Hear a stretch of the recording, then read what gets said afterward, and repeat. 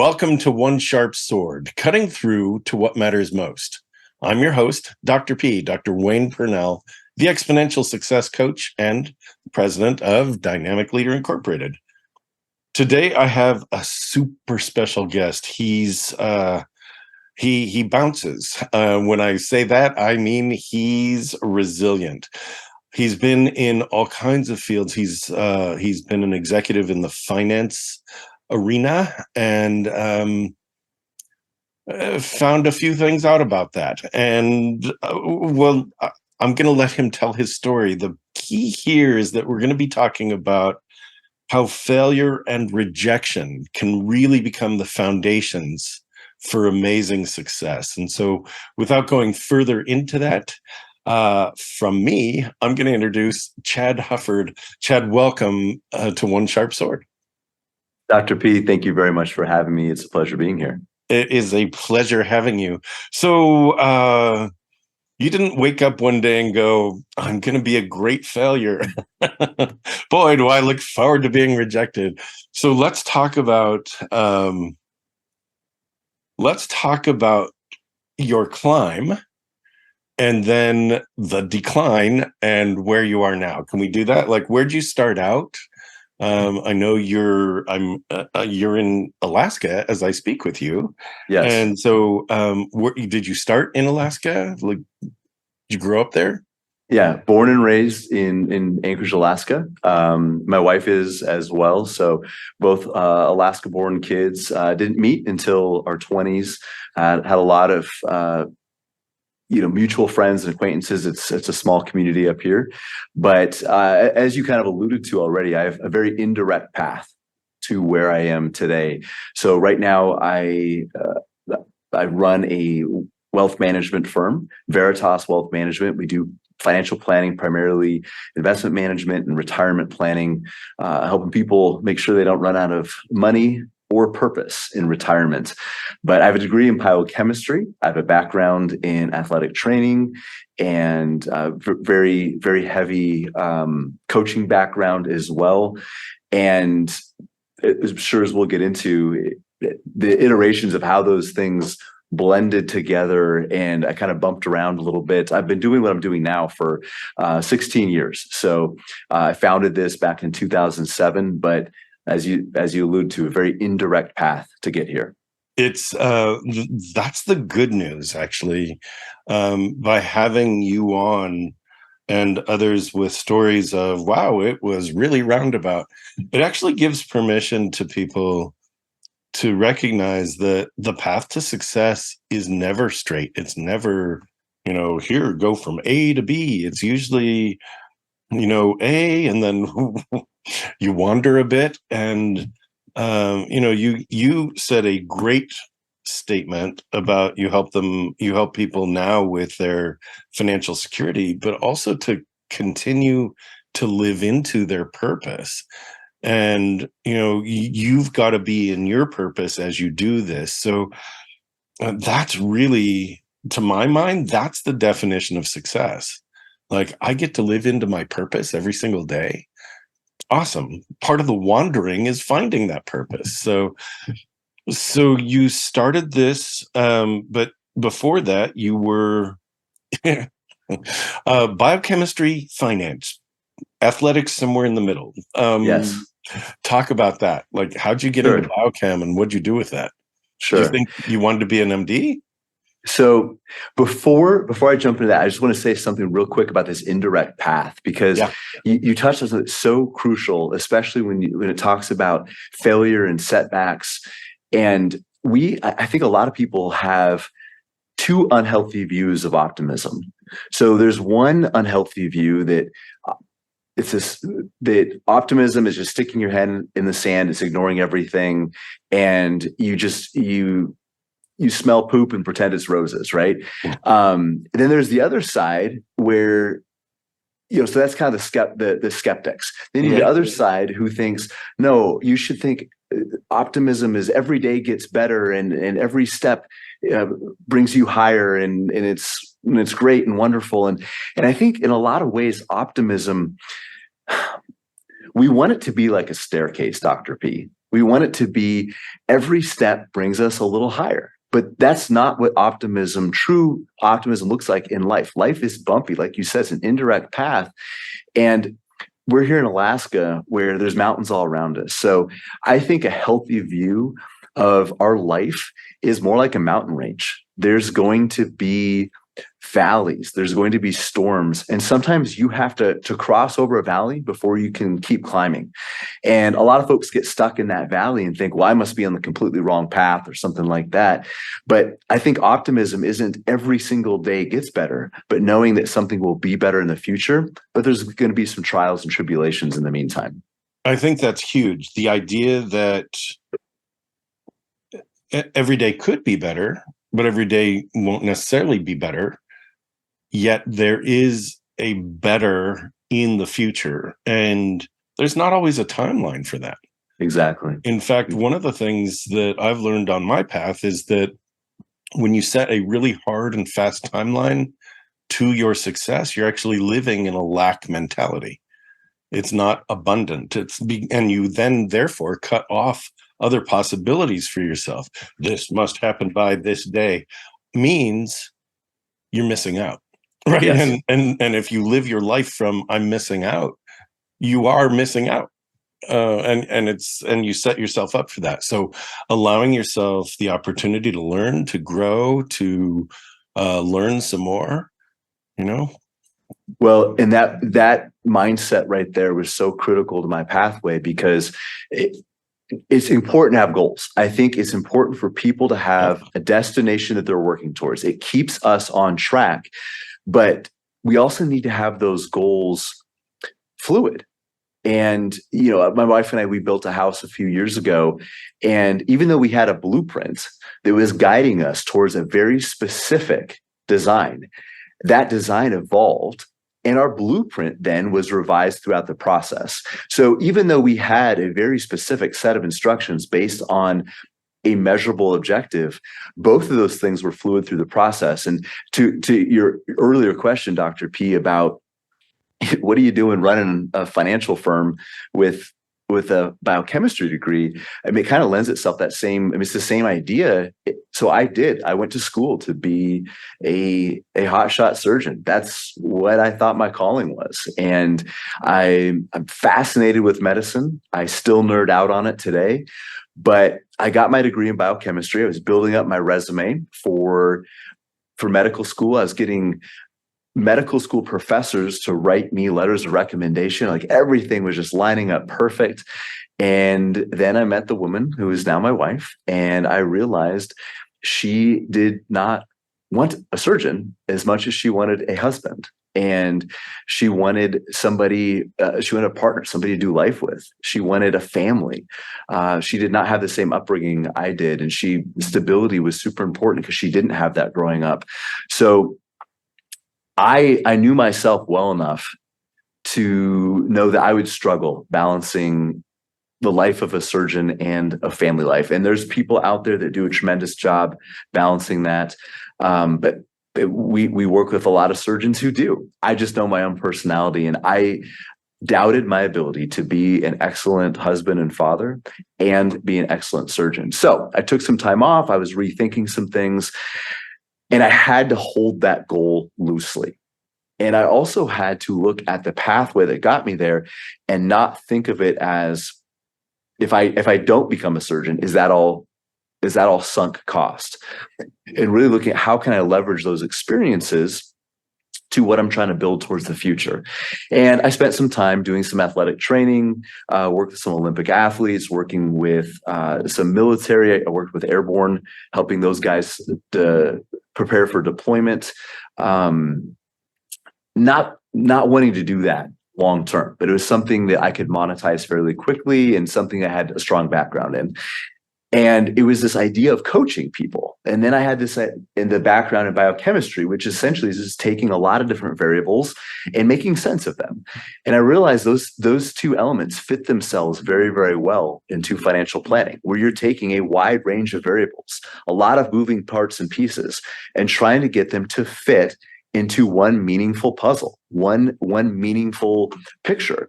But also coaching people to execute that meaningful plan along the way. Because you can give somebody a great plan, Dr. P, just like you can write somebody a diet on January 1st. By Valentine's Day, they're eating chocolates and cake like everybody else.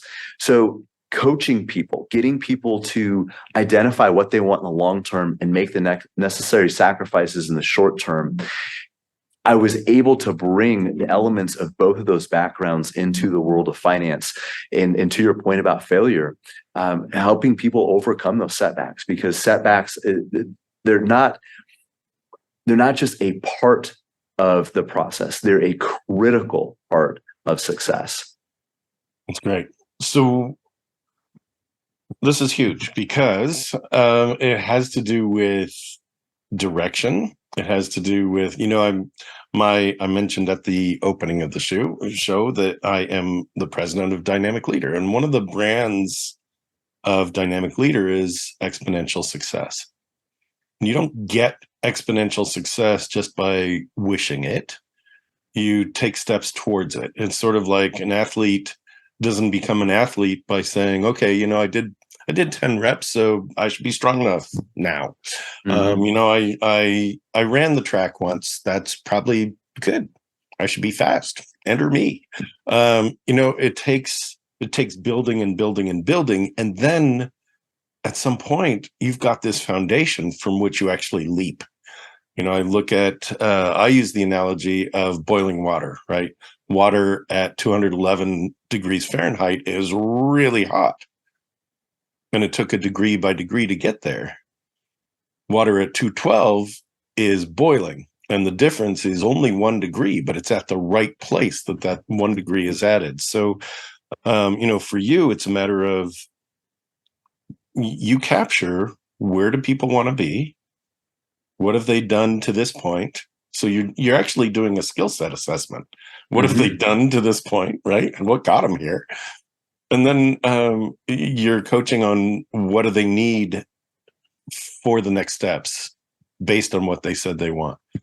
We're in the same boat doing, we coach similarly. We just coach different people, which is awesome. So, so talk about how, failure and rejection, like rejection is such a strong word. Where did that come from? Well, I spent most of my childhood living in fear of failure, and fear of failure drove me much, much more than the potential of success. And I often wouldn't do things unless I knew that I had very high probability of success, or that I would win. And by the time I was a teenager, I tried very few new things. I didn't want to fail. I didn't want to fall on my face, and I didn't want the embarrassment. I was a little bit of that fixed mindset of feeling like that failure could then personify me. And that's what was really interesting about biochemistry, because that was a huge step, even getting into that, because it's a very hard discipline.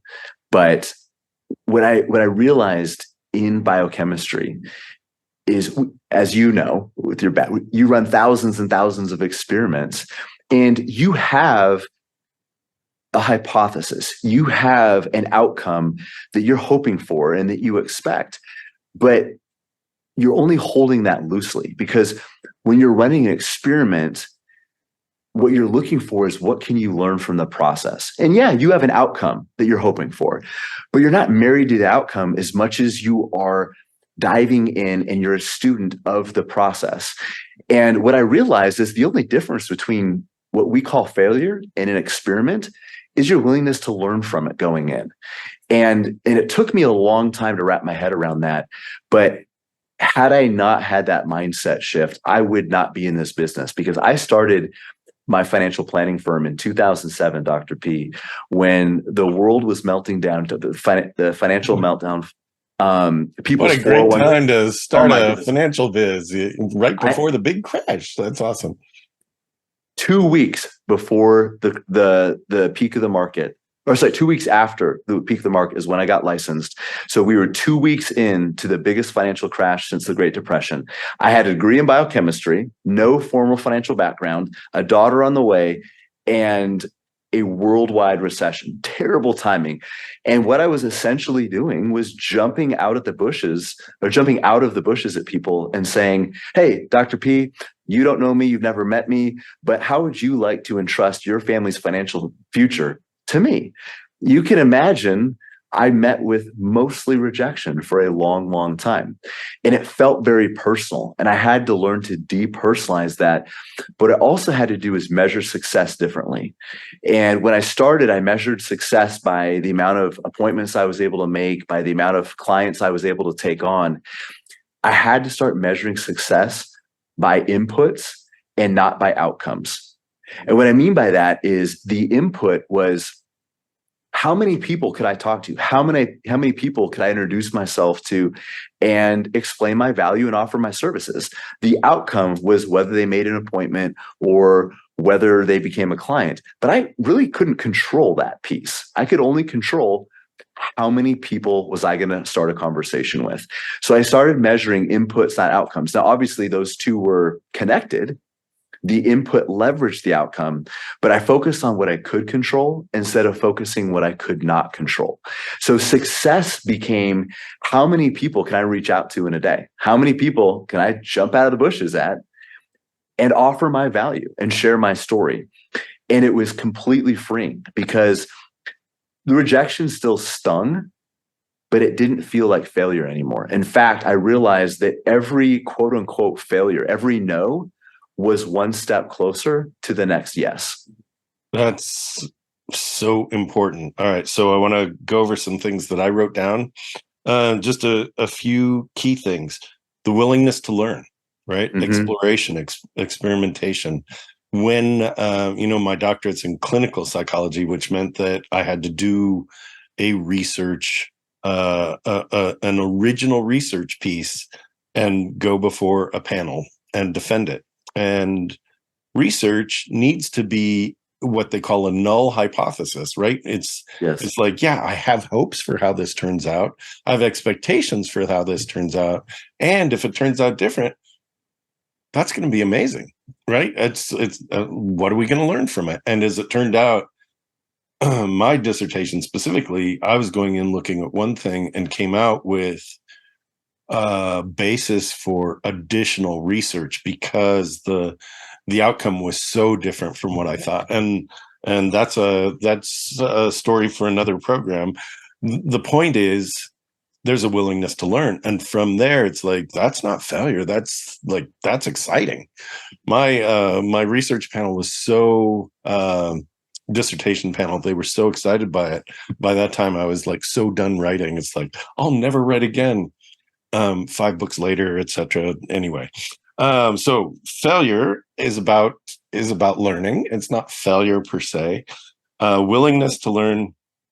I think one of the things that you said that I really want to underscore, because the audience is listening to this, and as you listen to this or as you see this on YouTube as this is put out, I want you to be thinking about rejection and that feeling of rejection and how it feels so personal. And what Chad has said is that you get to a place of depersonalizing the rejection so that it's not about you. It's not you. And I want to make sure that that is heard and seen and taken in. Rejection is not about a rejection of you as a human. It's about a rejection of the idea that you are presenting or that is being received by the other person.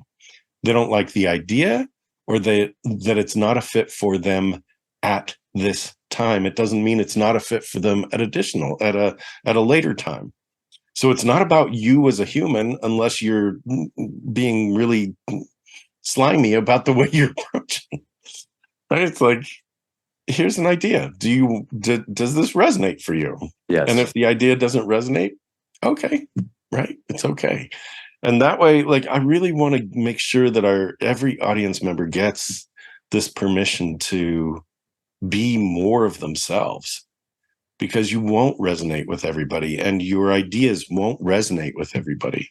And I've had my share of haters, and I'm sure there's more. And if it's not right, keep scrolling. If it is right, maybe I've sparked something for you. And that's the whole thing for you. And then um, success is measured, you say, by your input, not by outcomes.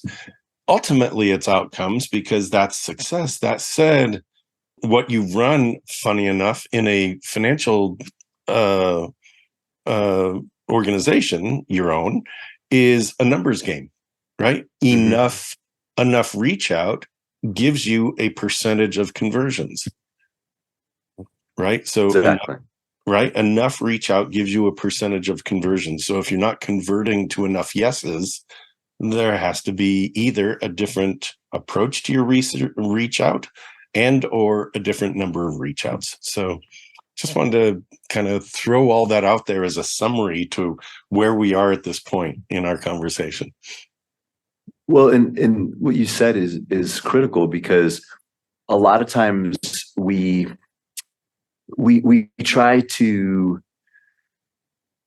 maneuver or manipulate that input to try to shortcut to that outcome instead of just putting more into that input. So for example, if you're trying to lose 10 pounds, you can't necessarily exactly control how soon you lose 10 pounds. There's a lot of variables there.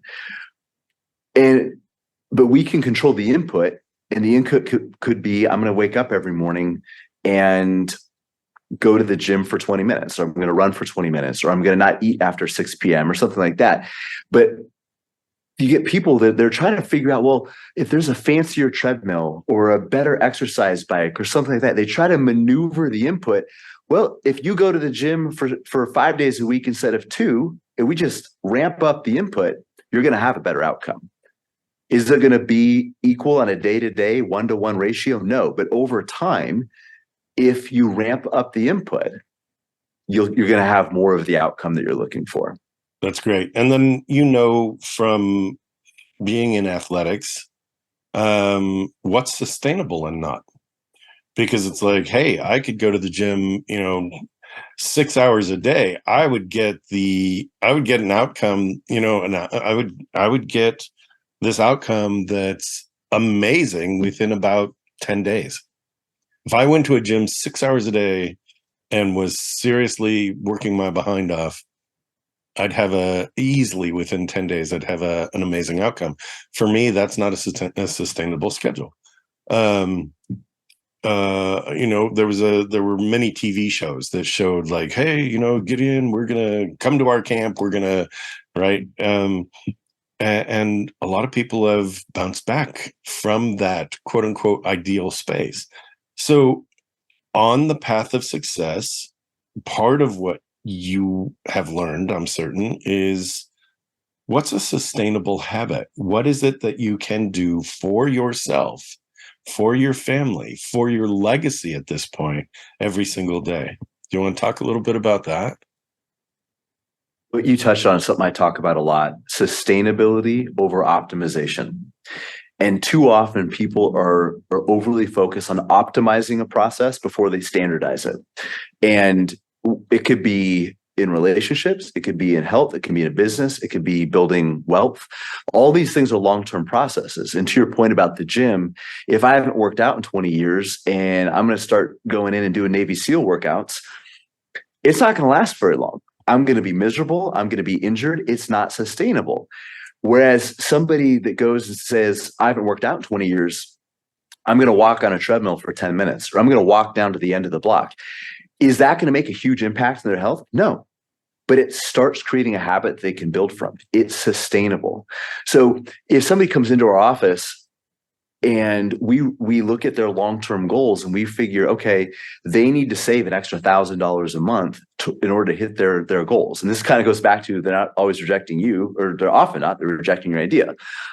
Building wealth is hard. It takes a long time. It takes a lot of perseverance, a lot of grit. Not everybody is willing to sign up for that. And you can't necessarily help people who don't want to be helped. So little side note, but No, I so think let's it's say, important. I've worked with high earners, and the goal was to save between $40,000 and $60,000 a year. And it's like, well, what does it take to do that?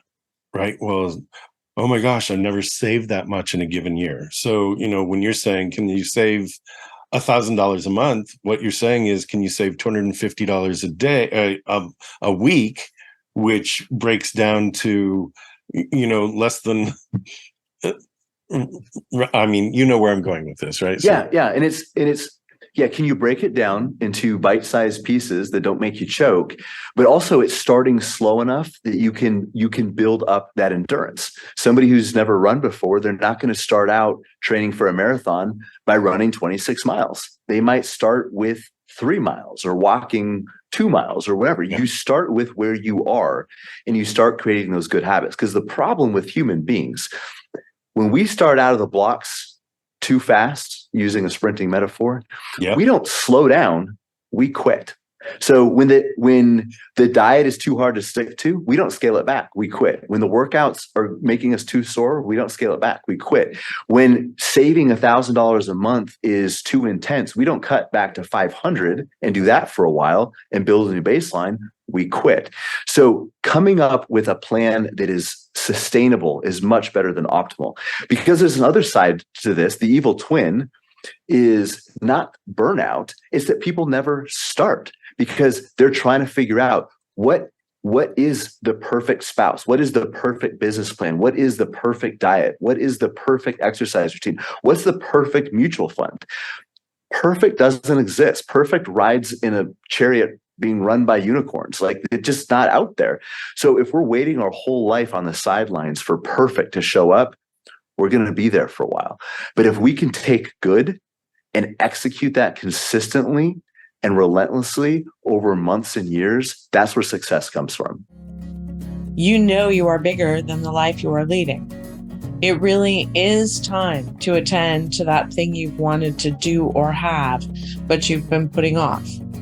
It's time to step into that dream you've parked for someday. It's time to claim true well-being, both personally and professionally, without giving up the success that got you here. It's time to check out Dr. Pernell's signature small group retreat, the Exponential Success Summit. Explore exponentialsuccesssummit.com. Seats are extremely limited as this is a very special small group event. www.exponentialsuccesssummit.com. I think one of the points that you're making is that perfect is actually very individual, right? That what's perfect for you is not going to be perfect for me. And that's the good news. That's not the bad news. The good news is it's absolutely individual, what you do for yourself. I think it's interesting. I hadn't thought about this. We don't scale back, we quit.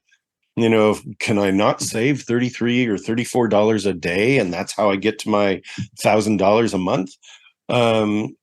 And so it's like, I guess not. Well, okay, versus, well, what if I save 15 instead of 30, 33, 34? What if I save $10 a day? And I got to $300 instead of $1,000. Is that possible? Yeah. You know what? Little steps could be possible.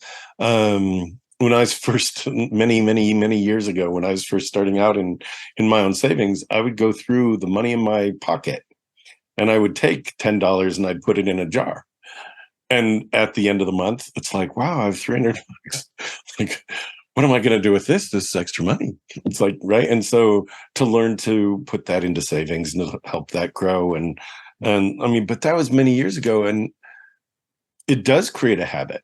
Like what is it that you have that you're willing to, and I think here's a key word that we haven't used yet. What is it that you have that you're willing to leverage to the next step? And I think that that's going to be, important part of success is leveraging what you have. You have different resources. And again, back to individuals, we each have different resources available to us. What you just said ties back into something you mentioned earlier in this conversation. We talked about sometimes we set these goals that are relatively arbitrary, and we're so fixed on that, we're so rigid that it can actually be a detriment. So this all ties in, Dr. P. So think about this person who said, I'm going to save $1,000 a month. That might be an arbitrary goal. Maybe it's not. Maybe it's tied to a specific financial planning formula. But let's just say $1,000 a month. And we do it for a couple months, and then we save 700, and then we save 8, and then we save 600. And what do we tell ourselves? We tell ourselves, you're a failure. Your goal was 1,000. You did 600, 700. You failed. And the little voice in our head says, you should probably quit. And the problem is, because we set this arbitrary goal, we didn't give ourselves any flexibility, any buffer. We're having these feelings of being a failure. Instead of slowing down, we stop. And what people forget, and this sounds so simple and easy, but the movies play out in our heads when the emotional centers of our brain takes over. And we forget, however momentarily, that saving 600 a month is not as good as saving 1,000, but it's a lot better than zero. Yeah. And we sometimes let perfect be the enemy of done, because we can't execute the plan perfectly. We don't do it at all. And I think a lot of it comes back to those self-proclaimed messages of failure, because we've set a standard, and that might be arbitrary. And we try to remind people, we're talking about building financial freedom. We're not trying to get there as fast as possible. To your word about sustainability, we're trying to get there in a sustainable way. If it takes an extra year or two, but we increases our chances of success because we took a plan that somebody could commit to, that's way better than trying to get there faster and risking not getting there at all. So good. There are two things I want to bring up. I love that we've taken this to a really conversational place. I really appreciate that, Chad. Two things. One, in terms of goals, I think in terms of bronze, silver, gold, platinum. And gold is the goal that we set. Gold is the goal that we set. And if we can say, I'm going for the gold, and I'm serious about going for the gold, and then it's like, I didn't make it, but I came in bronze. It's like I didn't come in even silver. I came in bronze, but I still came in. It's like, that's awesome, right? That's awesome. And so to give yourself some grace, and I think that's a huge piece of this, is give yourself some grace. You're at a place where you're doing something you haven't done before. So go for the gold. And some people are so good at it that, they achieve the platinum level. Congratulations. That's awesome. Super achievers. Fantastic. Is that sustainable? Let's hope so, right? Let's create the conditions where it is. Well, just as you were saying that, I was thinking of a very specific example. I love that. I've never had that idea of goal setting with those 4 different levels. You set it at gold, silver, bronze. But there's a different level too that, man, if everything's going well, you can push even a little further, and it gives some flexibility around that. I was just thinking about one of the gals on my team. She's sitting right out here. She ran her first half marathon like 2 weeks ago. Mm-hmm. And her time wasn't as good as she had hoped. And she's very driven, very focused. And we were just talking about that. But I had to remind her, I was like, Kyla, you finished. Yeah. Even if you finished a few minutes slower, you finished. That's the most important. So if somebody's trying to build a business and it takes 7 years when they think it should have taken 5, you still got there. If you're trying to build financial freedom and it takes you until you're 61 instead of 59, most people never get there. You should be elated you got there, even if it was 2 years late at 61. And it's oftentimes in life, it's the pathway we're on more than the position, if that makes sense. It's being on the right path, head in the right direction, rather than where we are at any moment in time. But when we're in the midst of those storms of life, it can be difficult to remember that. Well, I think that's huge. Just like starting when I've in this body, but many years ago, I've run 3 half marathons, and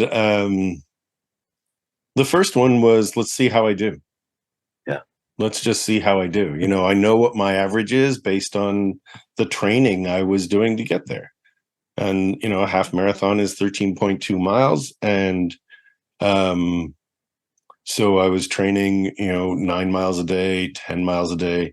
Right before the half marathon, I was past 13 miles a day. I'd do that on weekends. Took a good portion of my day to, get out, get get running, come back, clean up, relax, ice, all that stuff. Um, and that was dedication to that as a thing, right? I'm not fast, but I'm not slow. I'm not the slowest. Me and 22,000 of my closest friends. Um, Really, the key was, did I finish? Right. I came back with a medal. I crossed the finish line. I'm not out for a 7 minute plus mile. That's not me. I am not that at all. But for me, I found my success, and that's huge. The word I was looking for when I lost it, the the concept I wanted to bring back, we have to also look at environmental conditions. And so the word that I wanted to bring to us is compound effect, right? The compounding that, when you start, if you've put aside a little bit of money, you let the market help you compound that money. Now, as a disclaimer, by the way, I'm not in the financial services area. I'm not offering, nor is this program offering financial advice. That said, as a concept, look at the way compounding works. It works for you. If you've got debt, it works against you. And Yes. so, what can you do to help build your space from where you are now so that you can be further ahead at this time tomorrow, or tomorrow's tomorrow, or tomorrow's tomorrow, right? So, the next day, the next week, the next year, the next decade. So the compound effect is real. And I don't know if that sparks anything for you. So here's the metaphor that we give on that. We try to remind people that building wealth, long-term sustainable wealth, is like planting an orchard. Number one, it doesn't grow overnight. It takes a lot of patience. Number two, you can't dig it up all the time. You can't try to speed up the process by moving your trees around because somebody on the news says, plant your trees over here in this kind of dirt, it'll grow faster. And then you move them over there and then they say, oh, never mind, the dirt's better over here. And you move it around again. But if you let those trees grow and it bears fruit, and then those pieces of fruit, they fall to the ground, a new baby trees plant. And now you have this idea of compounding where this entire orchard starts to grow, but it starts really small. You're starting just one corner, planting a few trees, and then next paycheck, you plant a few more. The next paycheck, you plant a few more. And it takes a long time. But once you get to that point where that compounding, you see it start to snowball, right? And it's kind of that hockey stick curve. That's where it gets really exciting. But it takes a long time to get to that point. And in this metaphor, you can use it for a skill set, where it's kind of like the idea of the water boiling, right? You start water at 100 degrees, you keep on adding heat to it, nothing seems to change. All of a sudden it boils, but you were inputting energy into that process the entire time. And then to the outside world, all of a sudden something takes off. Right. And to the outside world, all of a sudden your orchard blooms. But you've been planting and nurturing that orchard for 20 years, and now you're an overnight success. Right. That's like fame. That's like, it's like everything. So yes. Yeah, start at 100 degrees, start at room temperature and grow to 11, maybe 212, boom, you're boiling.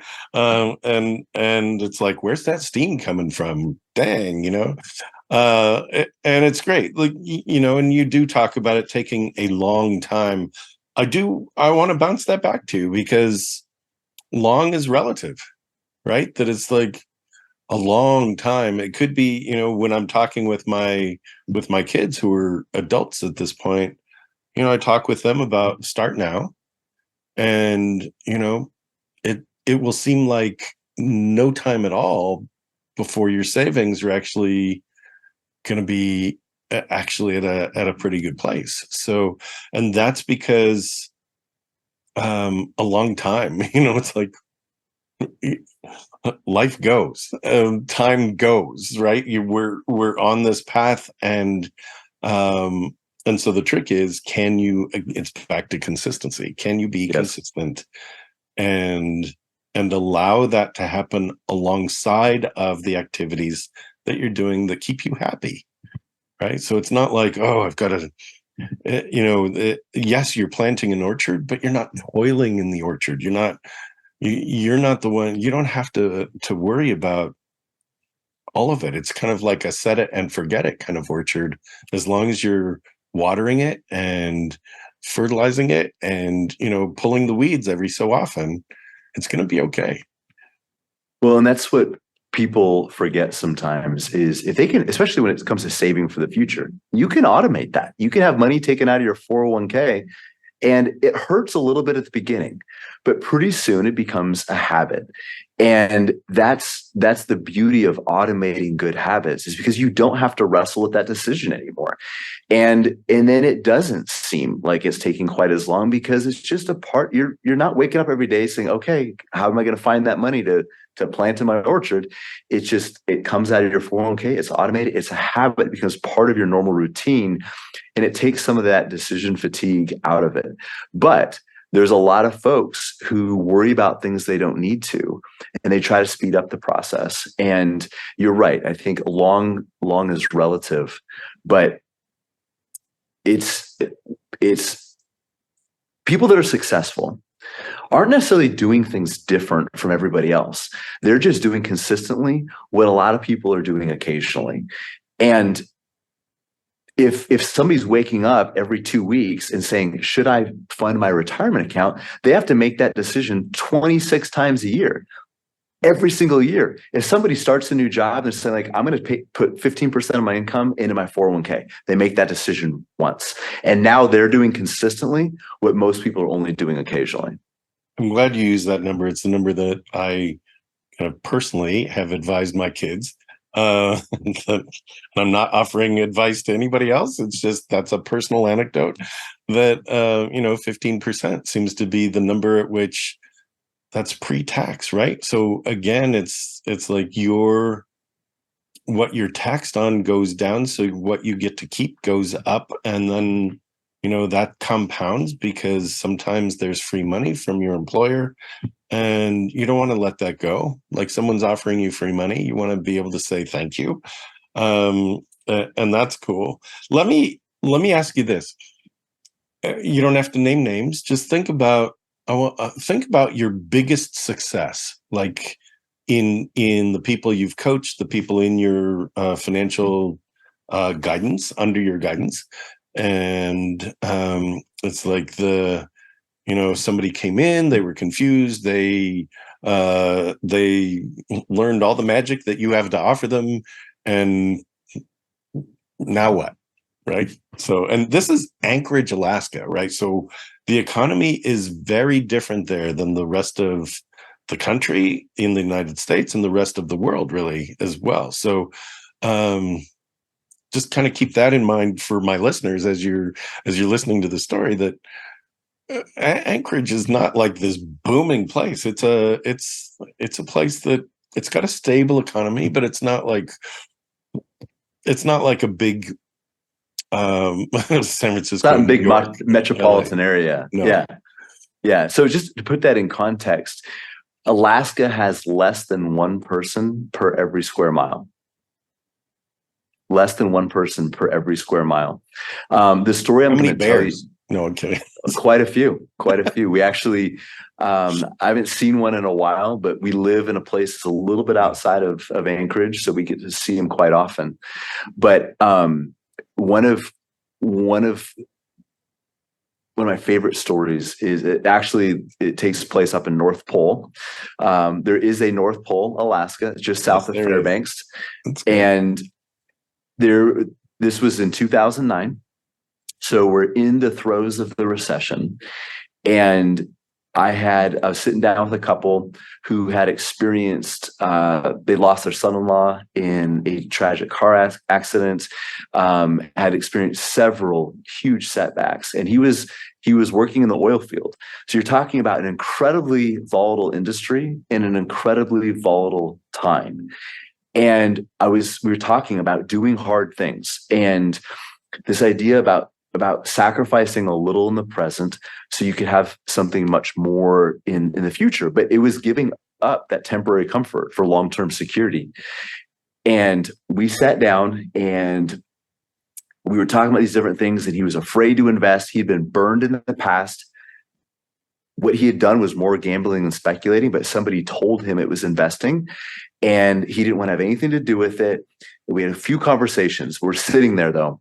We're in his shop. This is February 14th, Valentine's Day, 2009, 3 weeks before the market bottomed. It was the most turbulent, violent time during that whole market crash.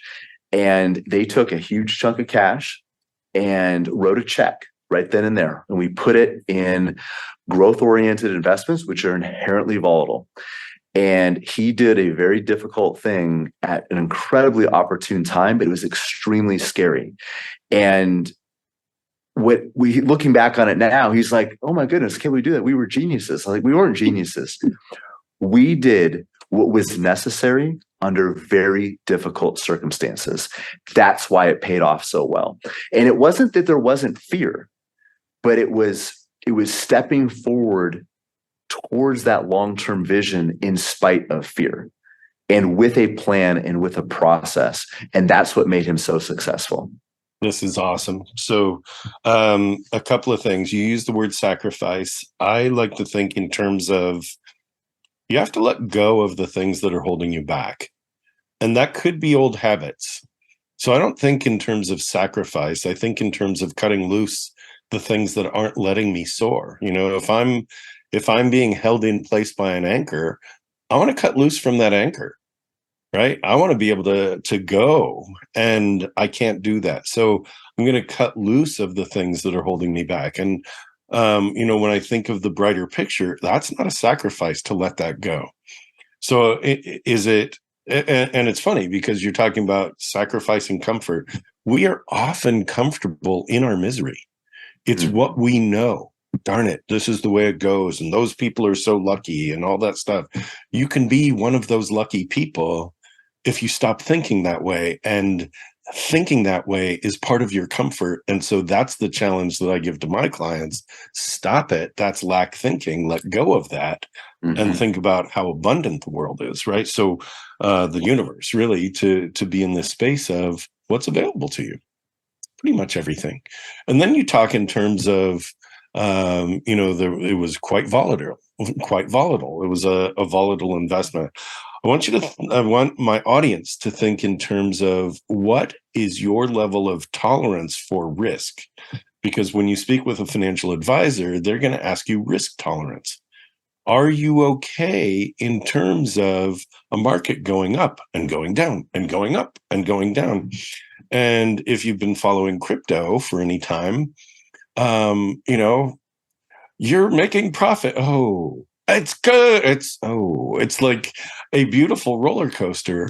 And okay, right? So it's sort of like, and the market itself goes up and down and up and down, always on a climb, at least, until there's a reset, which we've come through. So, and I'm not in a position to predict what's next. I'm just saying, what's your level of risk tolerance? And speak with a professional like Chad, financial advisor that can guide you. So I'm throwing all that out there as concepts, and I don't know what you want to do with that, Chad. Okay. Well, a couple of things on there. Volatility and risk are different things, and oftentimes we use them synonymously. There's no such thing as no risk. In investing, in this life, in this world, there's no such thing as no risk. But my industry has taught people that volatility means risk. Now, you can be invested in an individual stock or in cryptocurrency. It can be very volatile and it can be risky. But volatility doesn't necessarily mean risk. Volatility is temporary ambiguity. And when you look at broadly diversified mutual funds or an index like the S&P 500, which is what people typically think of when they say stock market, it is very volatile, but held on for long enough periods of time, it has always paid off. So one of the things that people can remember is the declines are temporary, the advance is permanent, if you are properly diversified. You don't want just one big tree in your orchard. You want a lot of small ones. So the storms will come. The declines are temporary. The advance is permanent. The other thing I would say, and the other side of that, is this idea of comfort. We think of stable as safe. And when we take these risk tolerance questionnaires, what they're asking us is not what we need for the future. It's what makes us comfortable. And like we talked about at the beginning of this, comfort is often the antithesis of what we need to do to get to where we want to be. It's often the antithesis of success. So just think about this in terms of quote unquote conservative or safe investments, which would, people would refer to those as fixed income, bonds, CDs, fixed annuities, things like that. Fixed income in a rising cost world is anything but safe. It's a recipe for disaster. So people need to have a certain tolerance, not just for volatility, but ambiguity. And that goes way further than just investing. That's in life in general. And it's exactly what we're talking about. We're talking about failure, rejection. It's a tolerance for ambiguity. I love that. What's your tolerance for ambiguity? And it's not that it's what's your tolerance for the things that annoy you. It's what's your tolerance for not knowing it all. You don't have to know it all in order to know where you're headed. You also said comfort is the antithesis of success. And one of the things I will often ask the people that I coach, do you know what happens if you don't step out of your comfort zone? Right? That's a quiz. Do you know what happens if you don't step out of your comfort zone? And the answer is absolutely nothing. Nothing happens, right? You don't get to advance. Nothing happens if you don't step out of your comfort zone. You've got to let go of what got you here in order to move to that next level. That's how you're going to get there. And so it means learning new skills. It learns being more consistent. It means gathering different people around you that are at the next higher level, somebody that can guide you, someone you can learn from. So this has been a super fast hour. So I'd love to know, Chad, how do people find you, and what else should they know about you, all that stuff? Well, the best place to find us is our website. It's veritasalaska.com. And we do serve folks all over the United States and even internationally, but we were founded here in Alaska, so it's still in our website, veritasalaska.com. And if people have questions or they want to reach out with something more specific than just browsing, they can email ask at veritasalaska.com. And especially if there's something very specific, like, hey, I don't know if I'm in the right investments, or I don't have a plan. I'm wandering aimlessly in the investing world. I need a strategy connecting where I am to where I want to be. They can absolutely reach out, and we'll get them the help and resources they need. Okay. Any way that they can contact you directly? Those are the best ways to get a hold of me. Okay. And on LinkedIn as well. If my personal LinkedIn page, I'm pretty active on that. Okay. And that is your name, or is that Veritas Alaska? It's my name. It's Chad Hufford. If you just type in Chad Hufford Veritas, it pops right up. Very good. All right. I can get you the links for the show notes too. No, I'll find them and make it happen. It's all good. That's awesome. Very good. I've had different financial advisors on over the years, and everyone comes with kind of a different perspective. I've really appreciated yours, that the path isn't always straight. In fact, it's never a direct line. That you've got to be able to, really just tolerate the uncertainty, all the while having a certainty about your goal, like where you're headed. That's uncertainty in the current circumstance, and really to let go of what's holding you back in order to get to your next level. All of that is what's feeding together this path of success. So absolutely. Very good. Absolutely. Chad, thanks for being here with me. Thank you so much for having me. It's been a pleasure. It has been a pleasure. Chad Hufford has been my guest. VeritasAlaska.com. Ask Veritas at veritasalaska.com to reach out to him and or his team. And I just so appreciate the conversation. This is One Sharp Sword, cutting through to what matters most. I'm your host, Dr. Wayne Pernell, the Exponential Success Coach and President of Dynamic Leader Inc. We will see you here next time. Thanks for joining us.